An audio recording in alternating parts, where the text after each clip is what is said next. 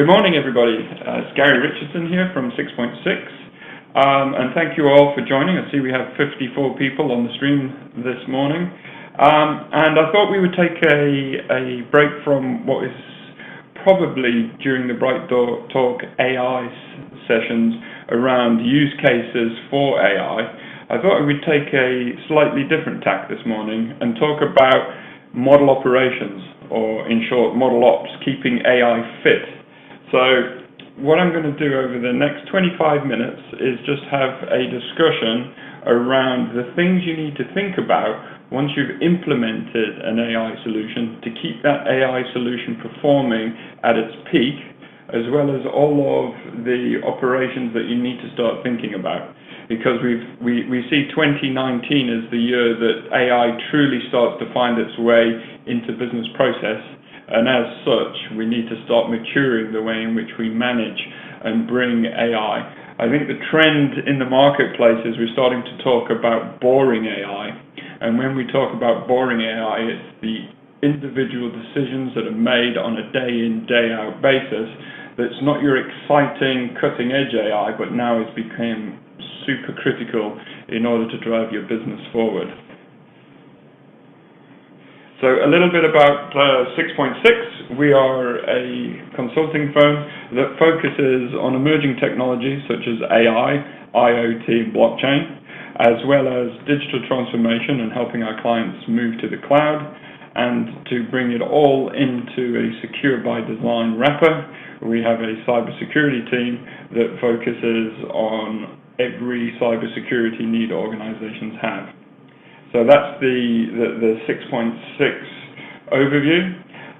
What we're going to cover today is about keeping your machine and deep learning models performant by keeping an eye on them, the capturing and retraining of the models, and a constant feature engineering program. Another big trend for 2019 is providing model explainability so that all stakeholders can interpret the results. More on that later. Generating a decision vault, so the ability to capture the decisions, the inputs, the models, and the outputs, and then confirming the decisions by enabling what we call parallel consideration. And I will touch on that in more detail later on. So I'm not going to be providing you any real-world examples of AI. What I'm going to be doing is talking about what you should start thinking about in the background. And when we are finished this BrightTALK, we will be putting the slides and an overview document of the discussion today on our website. And today is an auspicious day for 6.6 as we've relaunched our website. So I encourage you to go and have a look at 6.6.co.uk and see all the great things that we're doing with our clients. So, first thing around model operations is the whole concept of keeping your eye on model performance. So let's paint the scenario. You've built a great machine learning model. You've spent a lot of time choosing different model architectures. You've now arrived on a model that's highly performant. The ROC curve that gives you an indication of the predictability is looking really good. You've created a great set of features. You've done a whole load of feature pruning, and now you've got a great set of features, a great model, and you've actually used one of the cloud-based machine learning platforms, AWS SageMaker or Azure Machine Learning, and now you've created an API and you're off to the races. And you think you're done. Well, actually, that's just the beginning of the journey. There is now a constant need to keep an eye on the model performance, to understand the features that are coming through, understand what's happening with the feature importance, so that over time you can tweak and refine the model. So I like to say, it's a bit trite, but a good model is not just for Christmas. You need to constantly maintain, feed, and curate the model. And if any of you had listened to one of my previous talks where we talked about feature stores or read any of the articles I published on feature stores, you'll see one of the key elements of a ModelOps team is this constant capturing of the features that are being fed into the model as people evaluate. So typically you expose your model as an API, then somebody within your app team might consume your API. It might be making predictions around what products people are likely to buy, some sort of recommender model. It might be a model around people's credit worthiness because you've built a credit scoring model. All of the features that get fed in are actually features that are a representation of the business environment in which you're currently operating. So your ability to understand how the business is evolving is directly proportional to how your model is performing. So you need to spend time constantly curating this model and understanding. So as the picture shows there, that's a model that has not been curated and kept fit. So the whole way was really nice, and now over time it's become dilapidated and it's just not performing. And the problem with bad model performance is you're not achieving the business outcome you're looking for, but actually the team that built the model starts to get a bad reputation within the organization. And as AI is still nascent in its infancy in terms of adoption within the enterprise, we really do need to focus on this model performance and to ensure that that model is working to its peak prediction and its predictive power. So I think from this, the number one thing that you've got to start thinking about is the ability to institute a process whereby you have a team that is constantly looking at the outputs of the model, constantly retraining and understanding if the model's drifting, and if the model starts to drift, that you have a remediation plan to bring it back into peak performance. So this concept of constant retraining, just like athletes spend a lot of time training, they need to do this in order to peak for events. Unfortunately, in the machine learning world, we're just as good as our last prediction. So therefore, we need this concept of retraining.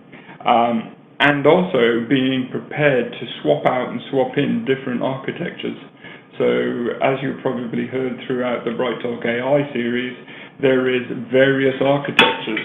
So what we're looking at is as new algorithms and as new approaches and as alternative data sets become available, it gives us a great playing field in which to retrain our models.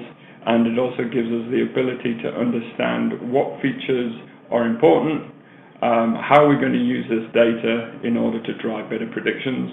And so you need to prepare the business that you're working for to provide you with the necessary budget to keep a team on hand that can actually constantly retrain and actually own the models. Unlike other applications that you deploy and configure, once you've deployed and configured an application, there's a good chance that yes, you may need to tweak the odd feature in the application, but that application can run for years without much maintenance. Unfortunately, in the AI world, because of the dynamic nature in which the models work, there is this need for retraining. So I think most of the data scientists in the audience are probably well aware of this idea of constant retraining. However, the rationale for putting this slide in and having a brief chat about retraining is I don't think your average stakeholder understands the constant need for maintenance and retraining. They're coming from a paradigm whereby they pay once for an application and they understand there's an operational cost. But the operational cost of keeping a team retraining, feature engineering, and understanding the performance of a model is probably very new to them. So you need to take them on this journey too.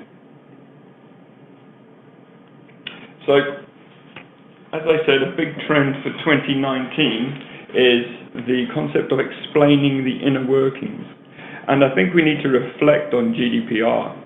When we hear about GDPR, we normally think of things about subject access requests, so understanding what data organizations hold, what are they using this data for, and there's been a lot of focus on protected characteristics and consent, but there is a part of GDPR which is around the right to be explained. So where a model is making a prediction that impacts me as a consumer, that I need to, as an organization, be able to explain the rationale behind a decision. So you will start to see increasingly technology out there that explains the inner workings of a neural network, that explains the inner workings of logistic regression, extreme boosted trees, because there is now not only a need to understand if the model is effective, but there is now increasing regulatory pressure to ensure that we can explain how we approved a mortgage, we can explain how we denied a claim when we're actually using AI in the background. And there is two core methods that I think that people use for explaining the inner workings of models.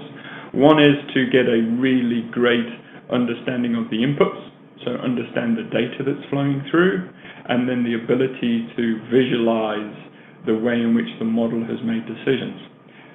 The issue that you have with that is some of those techniques do require a detailed understanding, and it's not as easy as just boiling it down to a set of if-then-else statements that are easily interpreted by humans. So a lot of attention and a lot of effort will need to be spent in, one, the education of the audience that needs to satisfy themselves that what's happening with inside the model is actually being net positive for the consumer, and that the model is not doing anything that could be seen as bias. We have spent 2018 was the year in which AIs started to do things that were very biased, and there's been quite a few news articles about that. That will be increasingly coming to the fore as AI is adopted increasingly within enterprises. So if I was building myself a model operations team, there would be a definite part of that team that's focused on consistent model explainability, that actually take the business through each of the models that are being consumed so that they're aware. And to that point, I would even have the ability that I could explain how a model has made a decision to a customer. And I'll take it from that angle. If I can't explain how our model arrived on a decision to a customer, then I would have to go back to the team and actually talk to them about, guys, we have to think of better ways to explain the intricacies of what's happening. And I think it's no longer a fallback position to say it's a black box, we can't describe what it's doing, but it seems to be doing what it's doing. I think nobody's going to accept that going forward, and this is one of the things that can retard the adoption of AI in an organization. I've had experience myself where the neural network was outperforming other architectures, but the business just would not buy the excuse that it's a neural net. Look at the inputs, look at the outputs, and it's making consistently good decisions. They wanted to know how it was doing it. So we had to resort back to random forest because we were able to explain that in a lot more finer detail. So explaining the inner workings is increasingly important within a model operations team. The next point, and this is another thing in which I see model operations teams working, is what I call getting a different perspective. So we understand that the most optimum model for making a decision is architecture A. However, the ability of a model operations team to constantly look at different architectures and get a different opinion. So just as in professional services or in the medical profession, if a doctor is unclear, he may go and call on a colleague to get a second opinion. The ability to string models together and understand whether model architecture B is providing a similar prediction as model A, and then getting a considered view is also increasingly important within a model operations team. So we don't want to execute models in isolation. What we actually want to happen is that models are executed in parallel and that we institute a governance process over the top that goes, if the two models are out within a certain range, then the decision gets referred. And this goes to what I like to call decision quality. So we talk about data quality quite often. We talk about how data needs to be governed, and increasingly a model operations team will start to talk about how decisions are governed and how we're able to verify that the decision made was done using different considered views and not just hedging our bets on one type of model. So I think that's another key thing to consider, is that different perspectives need to be taken into account, and that we shouldn't just rely upon one model but different approaches. So that's about getting a different perspective. So model operations teams have now come to the point where one of the final steps is what I call vaulting the decisions.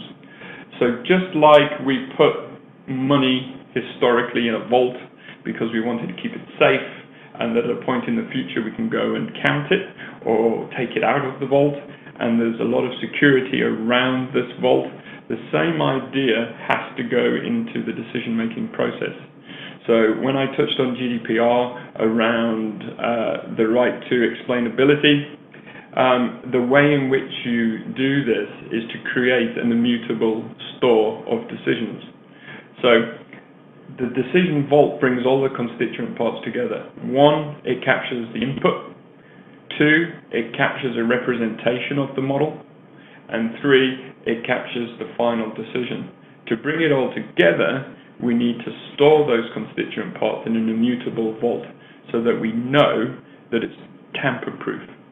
So in the future, should a regulator come to a bank and say, please can you tell me how you arrived on the decision whether to grant that loan, that they can actually go back in time a few years and retrieve both the model inputs, the model itself, and the decision, and be able to explain that decision to their regulator to show them that they did take a considered view, that they captured the constituent parts, that they had a model operations team that was looking at model performance, that they had a team that looked at the feature importance, that they tried as far as possible to engineer biases out of the process, and that the decision was made in a considered way. So that's decision vaulting. So what is the route forward? And it's at this point I always just like to give a couple of takeaways in terms of the things that you should think of. One is understand where a model operations team would fit. So the first thing that would spring to mind, is it a technology function within your average IT department? Is it a business function in your average data science analytics department? And I think the answer to that is understanding the need to have one is probably the priority. Where it fits is something that you can try on over time and see what works for your individual circumstances. So the route forward is ensure that you've identified the need to have a model operations team, and that you can think of it in a distinct fashion, that it can plug into the right place. Then the next question is, do we have the right technology stack in order to capture the decision, vault the decision, and enable playback? And that is an engineering task in itself. And so when you are designing your processes for implementing AI solutions, one of the crucial swim lanes in that process is decision governance. So the whole idea of explainability, capture, and replay. So decision governance, and try and understand where in your organization's governance and control function should this sit. Should it sit within a data governance function? Should it sit within risk and compliance? Should it sit within the audit function within an organization? That will be based on your risk stance and your risk appetite and posture, and how you're going to react. And then finally is understand that a model operations team works closely with a development operations team, because the DevOps team provide the necessary skills in order to facilitate the technology, And so working closely with that community means that the model operations can focus on doing their day job, which is around decision governance, decision fidelity, and not worry about infrastructure and the actual operational aspects of standing up APIs, cloud infrastructure, and securing the whole process. So I'm going to stop there, and I do know that we have a few questions that have come through.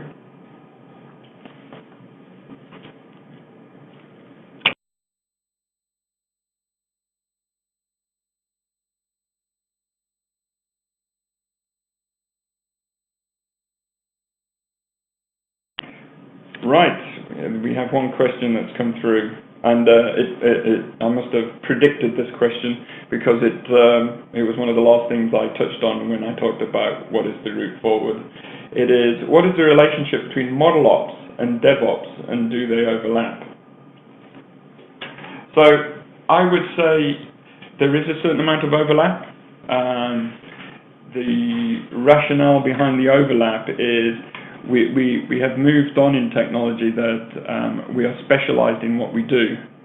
And so there's a certain amount of concept of continuous deployment, continuous integration that the modeling teams need to be able to deploy the models. So when they have done their performance monitoring, when they have detected model drift, that they're able to deploy those models in a consistent fashion and ensure all the controls around that. And that only happens when they work in concert with the development operations team. At 6.6, we've done a lot of work in development operations. We have a really defined culture as it comes to DevOps. And what our DevOps culture is around is empowerment, is empowering teams to be able to manage their own infrastructure, to be able to leverage the core components that our DevOps teams have created. So it's a true partnership. So there is a tight relationship between a ModelOps team and a DevOps team, because the ModelOps team really rely upon the ability of a DevOps team to empower them. Next question that came in is, which industry definitely needs ModelOps? So that one, I'm going to use what I like to call the big bad bear in the back room, which is a regulated industry. So wherever you're in a regulated industry, be it life sciences, pharma, or banking, or insurance, anywhere where you want to integrate a AI/machine learning, deep learning approach, and that you're going to rely upon the results of this activity, where you will directly impact a consumer or an interested party, you really need to start thinking about model operations, because it's the model operations team and the composition of the team being a mix of data scientists, software engineers, data management, data governance, data quality people that truly understand how the model works and how the inputs are biased, whether there's any skewed data.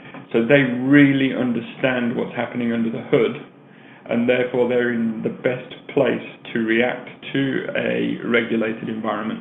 So I know it's a trite remark that it's anybody who works in a regulated industry, but when you peel back the layers, you then really understand.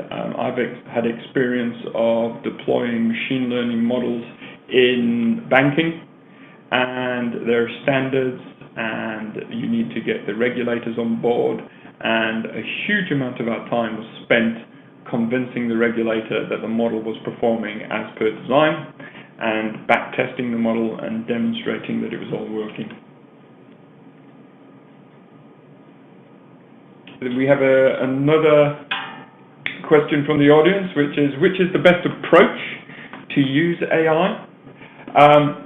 So a bit of a sidetrack to model operations, but I will cover off that one, is the best approach to use AI is to understand of the processes, and I take a very much a process lens to AI, and the reason for that is that majority of the work that we do with AI is helping organizations embed it within an enterprise. We don't do projects where we're trying to build the next computer vision algorithm in order to detect cat pictures. What we're very much focused on is how can we look at a business process that has multiple steps, and how can we collapse those steps and remove what I call the cognitive load from humans, where they don't need the day-to-day run-of-the-mill human intuition and predictiveness. It can actually enable us to replace and augment human cognition with machines. So when I look at what's the best approach to use AI, I'm all about, let me distill your business processes into its granular steps. Let me understand where decisions are made and where AI architectures are best suited to those decisions, and then very rapidly use the AI as a transformation lever that enables us to reduce cost, reduce complexity, and improve revenue by applying consistent decisions over time. So that's the way I see as the best approach to use AI in an enterprise setting.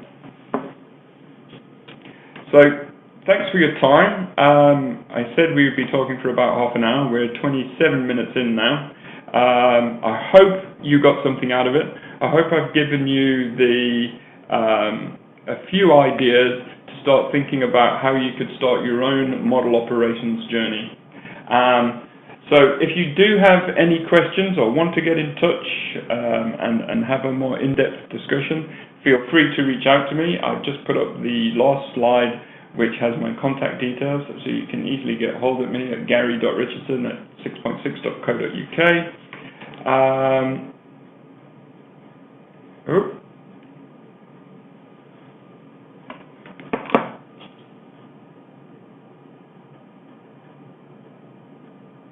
Sorry, we have another question. I was just about to wrap up and another question came through. So the question is, how do open source modeling and AI platforms compare when it comes to ModelOps? Which is easier/feasible? So let me touch on that, because I think where we are in the state of maturity of open source modeling and AI platforms is, think of model operations as an adjunct to a commodity machine learning platform. So if you're running, let's say, scikit-learn, Python, you've trained your model, you've exposed it as an API on SageMaker, you still need the plumbing around that in order to capture and evaluate. You still need the plumbing in order to pass that input onto another API for getting a comparison. So you still need to do quite a lot of engineering, and that's the areas in our team where we look at doing model operations with clients, is taking them on that journey to say, yes, there is a commodity AI platform out there. You can get good results on that AI platform. It comes at a price point at which more proprietary approaches can't compete, because you're getting the value. What you need to think about is, how do we build an engineered solution around that commodity platform that enables all of the great things I've been talking about in terms of model operations. So I can't give you a compare and contrast between, say, AutoML or SageMaker, or going it alone and actually creating your own models and exposing them as APIs. But what I can say is, there is missing elements with any commodity AI platform, is their focus is on training, evaluation, and you will need to support that with your own engineered efforts. The final question, because I am running out of time here, is how much time does it take to become AI mature in a typical manufacturing industry? Kindly share your experience. I think when it comes to AI maturity in general, it's about having a process in which you can prioritize what I like to call opportunities. So there is a whole load of opportunities that you could bring to bear. And what we've been doing with clients is guiding them through an assessment framework which enables them to clearly articulate the types of AI that they would like to apply, the types of business problems that they want to get ahead of, and how you can then turn that into an executable strategy. So things in manufacturing that I've been working with clients on are the typical things like in the auto manufacturing industry is detecting defects, the ability to resolve issues, to take even down to the streaming of data off of the robotics that are used to create components and understand whether those robotic arms are introducing errors into the manufacturing process, being able to predict quality control checks within manufacturing. So what I like to call the boring end of AI, which are all of the sort of anomaly detection. I think within the manufacturing industry, there is huge opportunity to work within anomaly detection and to improve and take all of the great work that was done historically with things like the theory of constraints, the ability to do just-in-time manufacturing, and the whole total quality management and quality processes, which has been very statistically orientated over its history, and actually give it a revamp and actually provide real-time streaming capabilities for the data, and then making decisions in the stream and being able to be adaptive and reactive. So I'm no expert when it comes to the manufacturing industry, but I have spent some time working with companies that look at the anomaly end of manufacturing. So I hope that answers your question. If not, drop me a line and we can have a discussion. I thank you all for your attention, and I hope you have a great day.